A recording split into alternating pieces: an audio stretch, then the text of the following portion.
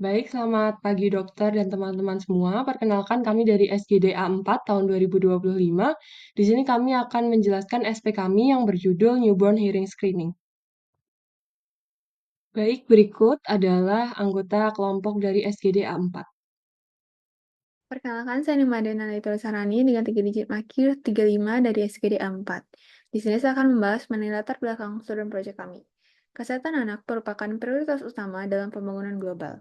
UNICEF menegaskan bahwa investasi pada kesehatan anak berperan penting dalam menurunkan angka kematian dan meningkatkan kualitas tumbuh kembang. Dalam penerapannya, WHO merekomendasikan Universal Newborn Screening yang mencakup pemeriksaan pendengaran, kelainan mata, dan hiperbilirubinemia. Fungsi pendengaran memiliki peran yang krusial dalam perkembangan bicara, bahasa, dan kognitif anak, sehingga gangguan yang tidak terdeteksi dapat menimbulkan keterlambatan komunikasi. Melalui program Universal Newborn Hearing Screening atau UNHS, metode autoacoustic emission dan automated auditory brainstem response digunakan sebagai deteksi dini yang efektif. Namun, pelaksanaan screening di Indonesia masih terbatas akibat kurangnya sarana dan kesadaran masyarakat. Oleh karena itu, diperlukan peningkatan edukasi untuk memperkuat pelaksanaan screening pendengaran nasional. Sekian dari saya, terima kasih. Baik, izin melanjutkan. Sebelumnya, perkenalkan nama saya Gabriel Fidelia dengan 3 digit NIM terakhir 099. Baik, dari rumusan masalah SP yang sudah kami buat, terdapat beberapa rumusan masalah. Yang pertama, mengenai bagaimana anatomi fisiologi pendengaran pada neonatus. Kedua, mengapa periode kritis penting dalam perkembangan bahasa anak. Yang ketiga, apa definisi dan klasifikasi dari gangguan pendengaran kongenital. Yang keempat, apa saja etiologi gangguan pendengaran kongenital, baik yang genetik maupun non-genetik. Yang kelima, apa faktor risiko utama gangguan pendengaran pada bayi baru lahir. Keenam, bagaimana prinsip dan metode newborn hearing screening. Yang ketujuh, apa dampak dan manfaat deteksi dini melalui NHS. Dan yang kedelapan, apa tantangan isu etika dan aspek sosial dalam pelaksanaan NHS. Baik, untuk tujuan penelitiannya, yang pertama dapat menjelaskan anatomi fisiologi sistem pendengaran pada neonatus, kemudian yang kedua menguraikan pentingnya periode kritis dalam perkembangan bahasa anak, ketiga menjelaskan definisi serta klasifikasi dari gangguan pendengaran kongenital, yang keempat identifikasi etiologi gangguan pendengaran kongenital dari aspek genetik dan non-genetik, yang kelima menjelaskan faktor risiko utama yang dapat menyebabkan gangguan pendengaran pada bayi baru lahir, yang keenam mampu mendeskripsikan prinsip dasar dan metode screening dari newborn hearing screening ini. Yang ketujuh, menilai dampak dan manfaat deteksi dini dalam pelaksanaan NHS terhadap perkembangan anak. Dan yang kedelapan, mampu menganalisis isu etika aspek sosial dalam yang mempengaruhi keberhasilan dari pelaksanaan NHS ini. Adapun untuk manfaat teoritis, diharapkan dapat menambah pengetahuan ilmiah mengenai sistem pendengaran neonatus serta memperluas pemahaman tentang konsep dan metode dari newborn hearing screening atau NHS sebagai deteksi dini dari gangguan pendengaran pada bayi. Kemudian manfaat praktisnya diharapkan dapat menjadi sumber informasi bagi tenaga kesehatan dan masyarakat dalam meningkatkan kesadaran pentingnya screening pendengaran untuk mencegah keterlambatan perkembangan anak. Baik, perkenalkan nama saya Kamal Senja Dewi dengan 3 digit NIM terakhir 215. Saya di sini izin menjelaskan tentang anatominya. Jadi sistem pendengarannya itu terdiri dari telinga luar, tengah, dan dalam, serta jalur saraf auditori ke otak. Pada neonatus, struktur ini masih belum matang sepenuhnya sehingga fungsi pendengaran belum optimal. Untuk di telinga luar terdapat aurikel kecil, saluran auditori pendek dan sempit. Kemudian telinga tengah terdapat gendang telinga yang tipis dan juga elastis. Kemudian osikel kecil dan fleksibel. Kemudian di telinga dalam, koklea dan saraf auditori belum matang sepenuhnya. Setelah lahir, terjadi pematangan pada saluran auditori eksternal, gendang telinga, osikel, koklea, dan saraf auditori, di mana pematangan ini meningkatkan kemampuan pendengarannya. Mungkin sekian dari saya akan lanjutkan oleh teman saya. Terima kasih. Baik, sekarang mengenai fisiologinya, di mana pendengaran janin mulai berkembang pada minggu ke-25 sampai ke-29 kehamilan dengan janin bisa mengenali suara ibu meskipun dia terdistorsi karena perlindungan rahim. Nah, setelah lahir, pendengaran itu terus maturasi melalui rangsangan suara dari lingkungan sekitar. Kemudian, bayi yang sudah lahir itu sudah bisa merespon suara, namun fungsi pendengarannya itu masih imatur dan akan mengalami maturasi dengan cepat. Di di mana prosesnya itu suara akan diubah menjadi impuls listrik di koklea dan diteruskan ke otak untuk diproses dengan jalur saraf yang terus berkembang dalam beberapa bulan pertama. Dengan adanya paparan suara rutin akan membantu memperkuat koneksi saraf pendengaran, yaitu auditory plasticity, dan mempercepat respon otak. Nah, kondisi fisiologis yang stabil itu sangat penting untuk mendukung fungsi pendengaran yang optimal. Baik, untuk selanjutnya adalah etiologi. Akan lanjutkan oleh saya. Perkenalkan, saya Mada Santrida Belandari dengan 3 digit terakhir 188. Jadi untuk etiologi dari gangguan pendengaran pada bayi atau bayi baru lahir, di sini ada 2, yaitu genetik dan non genetik. Untuk genetik sendiri dibagi 2, yaitu genetik sindromik dan juga genetik non sindromik. Genetik sindromik ini terjadi karena kedua orang tua membawa gen resesif namun tidak memiliki gejala. Dan ketika mereka memiliki anak ini akan membawa kedua gen resesif tersebut dan gejala tersebut akhirnya muncul menyebabkan gangguan pendengaran. Yang kedua, di sini genetik non sindromik, genetik sindromik artinya genetik ini terjadi akibat sindrom-sindrom yang dimiliki oleh bayi tersebut sejak lahir, yang dimana sindrom ini menyebabkan mutasi gen yang membantu proses development dari sistem pendengaran. Kemudian faktor non genetik atau lingkungan itu sendiri di sini bisa disebabkan oleh infeksi, kemudian riwayat lahiran prematur, dan juga berat badan lahir rendah, yang dimana hal ini bisa menyebabkan kelainan kongenital dan juga mempengaruhi sistem pendengaran dari bayi. Kemudian juga riwayat perawatan di NICU dan komplikasi lahiran seperti aspeksia juga bisa mempengaruhi sistem pendengaran, menyebabkan gangguan pendengaran saat lahir. Mungkin sekian dari saya, akan lanjutkan oleh rekan saya. Terima kasih. Perkenalkan, saya Revalina Ardika dengan NIM 163, izin untuk memaparkan terkait konsep kritis waktu dalam perkembangan bahasa. Waktu atau periode kritis atau dikenal juga dengan critical period adalah suatu rentang waktu tertentu pada masa awal kehidupan, ketika otak, khususnya area otak yang bertanggung jawab atas pendengaran, penglihatan, dan bahasa, itu sangat terbuka untuk dibentuk berdasarkan pengalaman dan stimulasi dari eksternal atau dari lingkungan. Hans dan Knudsen melaporkan bahwa area sensorik primer di otak itu menunjukkan kemampuan plastisitas yang sangat tinggi dalam rentang waktu tertentu di awal kehidupan atau pada saat critical period. Jika pada critical period seorang anak tidak mendapat stimulasi sensori yang baik, misalnya karena gangguan pendengaran, maka perkembangan anak, terutama perkembangan bahasa, itu akan mengalami gangguan. Maka dari itu, intervensi maupun screening dini saat anak mengalami atau sedang berada dalam critical period akan sangat berpengaruh terhadap perkembangan bahasa anak. Demikian pemaparan dari saya, akan dilanjutkan oleh rekan saya. Terima kasih. Baik dokter, sebelumnya izin untuk melanjutkan pemaparan mengenai gangguan pendengaran kongenital. Dan saya akan memaparkan definisi dan klasifikasinya. Sebelumnya perkenalkan, saya Amar Spesialkus dengan 3 digit NIM terakhir 200.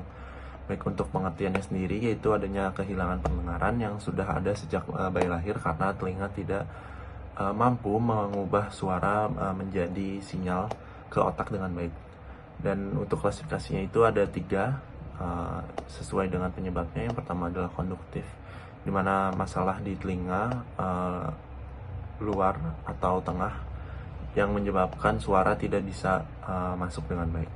Dan penyebabnya itu bisa bentuk telinga yang tidak normal, adanya sumbatan, dan adanya cairan di saluran pendengaran. Kemudian untuk penyebab yang kedua atau klasifikasi yang kedua yaitu sensori neural, itu adanya masalah di telinga dalam atau di koklea atau di saraf pendengarannya. Itu penyebabnya bisa turun-temurun, genetik, atau ada faktor lainnya.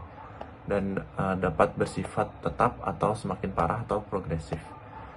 Sensori neural ini juga termasuk neuropati pendengaran, yaitu sel rambut yang masih normal tapi sinyal ke otaknya itu yang terganggu. Dan yang terakhir adalah gangguan campuran, yaitu adanya gabungan antara gangguan konduktif dan juga sensori neural. Mungkin sekian yang dapat saya sampaikan. Selanjutnya akan dilanjutkan oleh rekan saya. Terima kasih. Baik, izin untuk melanjutkan. Perkenalkan, nama saya Putu Pratnya dengan NIM akhir 87. Di sini izin untuk menjelaskan mengenai faktor risiko utama dari gangguan pendengaran, di mana berdasarkan hasil studi sekitar setengah dari bayi yang baru lahir yang didiagnosis mengalami gangguan pendengaran itu memiliki faktor risiko tertentu, sedangkan beberapa di antaranya itu tidak mengalami faktor risiko.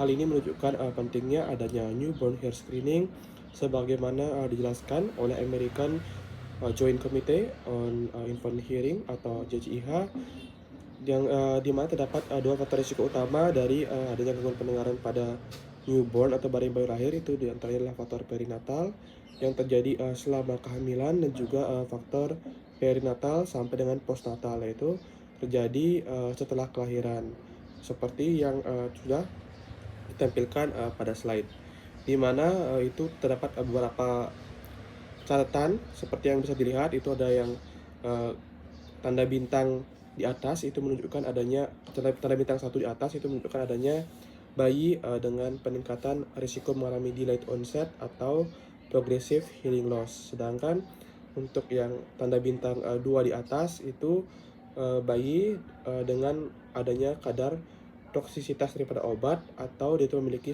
susceptibilitas genetik tetap berisiko mengalami adanya gangguan pendengaran.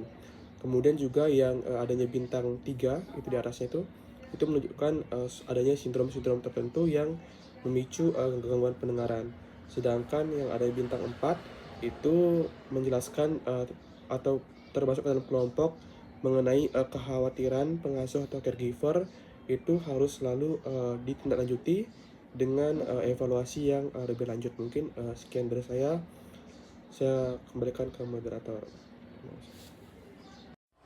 Baik, saya Putu Dikta Mulawardana dengan 3 digit NIM terakhir 021. Newborn Hearing Screening atau NHS adalah penilaian awal pada bayi yang baru lahir untuk mengidentifikasi bayi yang memiliki gangguan pendengaran. Prinsip dasarnya, semua bayi akan di-screening tanpa memandang faktor risiko dan akan diikuti dengan konfirmasi jika bayi dinyatakan tidak lulus pada screening awal tadi. Terdapat beberapa instrumen yang umum digunakan untuk NHS. Salah satunya adalah Auto Acoustic Emissions atau OAE. Prinsipnya, sebuah probe kecil dengan mikrofon dan speaker akan ditempatkan di telinga bayi, kemudian akan diputar suara untuk menstimulasi outer hair cells, kemudian mengamplifikasi getaran di koklea yang akan menyebar balik kembali ke kanal telinga dan ditangkap oleh mikrofon. Hasil akan dianggap normal jika terdapat emisi yang dideteksi dan dapat disimpulkan adanya gangguan pendengaran konduktif dan atau sensoris jika tidak ada emisi yang ditangkap. Selain itu, ada Automated Auditory Principal Response atau AABR yang prinsipnya mirip dengan OAE. Bedanya, suara yang masuk akan menstimulasi inner hair cells, kemudian menghasilkan gelombang atau waves 1-5. Hasil interpretasi dapat mencakup gangguan pendengaran neural yang tidak dapat dinilai dengan OAE. Sehingga, AABR umum digunakan sebagai lanjutan dari OAE atau langsung digunakan sebagai screening pertama pada keadaan tertentu. Baik, perkenalkan saya Muhammad Novel Rizandri Nugroho dengan 3 digit NIM terakhir 07. Di sini saya akan menjelaskan dampak dan manfaat deteksi dini dari newborn hearing screening. Jadi terdapat beberapa dampak dan manfaat deteksi dari deteksi dini NHS. Di antaranya yang pertama, meningkatkan kemampuan anak dalam berbahasa dan berbicara, karena pada tahun-tahun pertama kehidupan sekitar 0-3 tahun itu merupakan masa perkembangan dari bahasa dan bicara yang paling kritis, dan penelitian juga membuktikan bahwa pada masa-masa tersebut kualitas stimulasi pendengaran itu berpengaruh pada perubahan-perubahan atau anatomis, fisiologis, dan tingkah laku yang diakibatkan oleh perkembangan sistem pendengaran. Yang kedua, bisa mengurangi usia diagnosis dan intervensi dari PCL atau Permanent Childhood Hearing Loss. Yang ketiga, berprestasi lebih baik dalam perkembangan bahasa secara keseluruhan, baik kosakata, skor perkembangan lainnya, maupun kualitas hidupnya. Yang keempat, yakni menghindari masalah terkait fungsi kognitif, karena jika terlambat untuk melakukan NHS, bisa saja terjadi gangguan pendengaran yang tidak diketahui oleh orang tua. Akhirnya anak kehilangan dari golden age-nya dan dapat mengalami ketertinggalan. Yang kelima, menghindari masalah sosial, yakni apabila NHS tidak dilakukan sedini mungkin dan anak sudah memiliki gangguan pendengaran yang belum diketahui oleh orang tuanya, kemungkinan anak bisa saja menarik diri dari lingkungan yang akhirnya mengalami keterasingan dan bahkan mengurangi partisipasinya di masyarakat maupun keluarganya. Yang keenam, menghindari masalah emosional, dan oleh karena keadaan di atas tadi yang dapat menyebabkan masalah bagi anak yang mungkin nanti akan merasa rendah diri dan lekas tersinggung, marah, cemas yang dapat mengakibatkan adanya masalah sosial. Makanya dengan deteksi dini dari NHS bisa menghindari masalah sosial tersebut. Terima kasih. Perkenalkan, nama saya Mada Isuk Pencara Putri dengan 3 digit NIM terakhir 075. Seperti yang sudah dijelaskan oleh rekan saya tadi terkait dampak manfaat deteksi dini dari newborn hearing screening. Selanjutnya ada tantangan terbesar untuk program screening pendengaran bayi baru lahir, yakni kesenjangan akses dan proses persetujuan atau informed consent yang sering terabaikan. Orang tua di ruang persalinan yang sibuk itu kerap tidak mendapatkan penjelasan memadai sehingga otonomi mereka terlanggar. Solusinya apa? Solusinya adalah keterlibatan orang tua sejak awal dengan edukasi yang komprehensif. Orang tua beralih dari pasif menjadi mitra aktif. Mereka bisa memberikan persetujuan yang benar dan siap menjalani langkah berikutnya. Pendekatan yang berpusat pada orang tua atau keluarga inilah yang nantinya akan memastikan bahwasannya ada newborn hearing screening yang benar-benar berdampak bagi masa depan anak. Mungkin sekian dari saya, akan dilanjutkan teman saya. Izin melanjutkan untuk pembacaan kesimpulan. Program Newborn Hearing Screening atau NHS bertujuan mendeteksi dini gangguan pendengaran pada bayi baru lahir agar perkembangan bahasa, bicara, dan kognitif dapat menjadi optimal. Gangguan pendengaran dapat disebabkan oleh faktor genetik maupun non-genetik seperti infeksi TORCH, hiperbilirubinemia, prematuritas, dan penggunaan obat ototoksik. Pemeriksaan dengan autoacoustic emission dan automated auditory brainstem response memungkinkan deteksi cepat dan akurat. Program Universal Newborn Hearing Screening direkomendasikan karena sebagian besar kasus tanpa faktor risiko. Keberhasilan NHS memerlukan tenaga terlatih, dukungan pemerintah, dan keterlibatan keluarga agar intervensi dini berjalan efektif. Baik, sekian pemaparan dari SP SGD kami A4. Untuk perhatiannya kami ucapkan terima kasih.